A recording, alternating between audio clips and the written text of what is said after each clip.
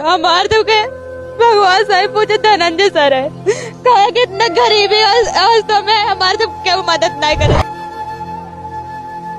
आज बात उस दर्द की जिसे सुनकर शायद पत्थर भी पसीज जाए। उत्तर प्रदेश का जौनपुर जिला, बदलापुर का इलाका और गांव पूरा सुजान राय। एक ऐसा घर जहां 8 मई की तारीख कैलेंडर पर नहीं बल्कि अरमानों की दहलीज पर लिखी गई थी। घर में नीलू की शादी थी, चारों तरफ खुशियों की आहट होनी चाहिए थी। माँ की आंखों में बेटी की विदाई के सुनहरे सपने होने चाहिए थे, लेकिन नीयत को कुछ और ही मंजूर था।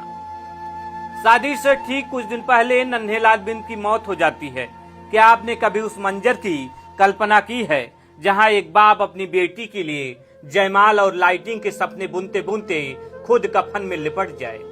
पिता की अर्थी क्या उठी, उस घर की छत ही छिन गई। नीलू जो कल तक दुल्हन बनने के सपने देख रही थी, आज अपने पिता की राख के सामने बेबस खड़ी थी। मेहंदी वाले हाथों से अपने पिता की अर्थी को विदा किया। जिस घर से डोली उठनी थी वहां से जनाजा उठा। घर की सजावट गायब थी, खुशियां मातम में बदल चुकी थी। पिता के जाने के बाद घर में जो सन्नाटा पसरा वो किसी शमशान से कम नहीं था। घर में 4 बहनें, एक बूढ़ी दादी और एक 6 साल का छोटा भाई। जरा सोचिए उस माँ की हालत जिसका सुहाग उजड़ गया और अब उसके सामने जवान बेटी की शादी का पहाड़ जैसा खर्च खड़ा था। नीलू कहती है कि दुश्मन लोग नहीं चाहते थे कि मैं यहाँ से डोली पर बैठकर जाऊं। गांव के कुछ लोग इस ताक में थे कि कब यह परिवार टूटे, कब यह शादी रुके और कब वो इस बेबसी का तमाशा देखे।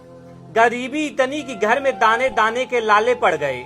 जिस घर में पकवान बनने थे वहां भूख का पहरा लग गया। नीलू ने कहा कि उसके पास विदाई के लिए एक साड़ी तक के पैसे नहीं थे।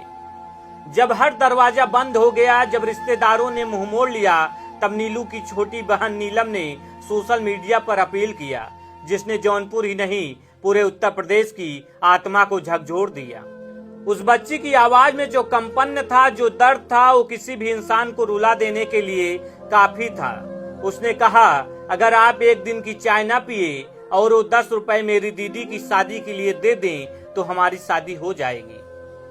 वीडियो सोशल मीडिया की गलियों से होता हुआ पहुंचा जौनपुर के बाहुबली पूर्व सांसद धनंजय के पास।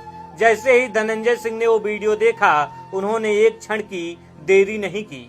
उन्होंने अपनी टीम को आदेश दिया, बदलापुर जाओ, उस बेटी से बताओ रोए नहीं, उसका भाई अभी जिंदा है।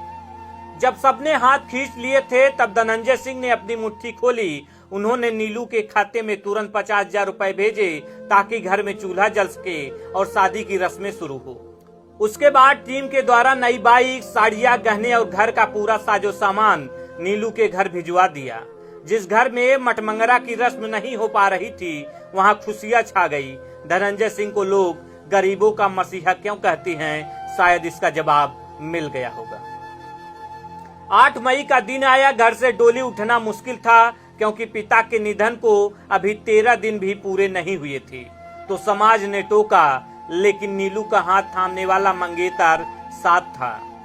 शादी मंदिर में तय हुई। नीलू ने अपनी आंखों में आंसू लिए, लेकिन सर उठाकर अपने हमसफर का हाथ थामा। नीलू ने रोते हुए कहा, धनंजय सर मेरे पापा की जगह हैं। अगर वो न होते तो शायद आज मैं ये शादी नहीं कर पाती। आज नीलू अपने ससुराल में है। उसके पास धनंजय सिंह की दी हुई बाइक, सामान और यादें हैं, जहां एक अजनबी उसके लिए फरिश्ता बनकर आया।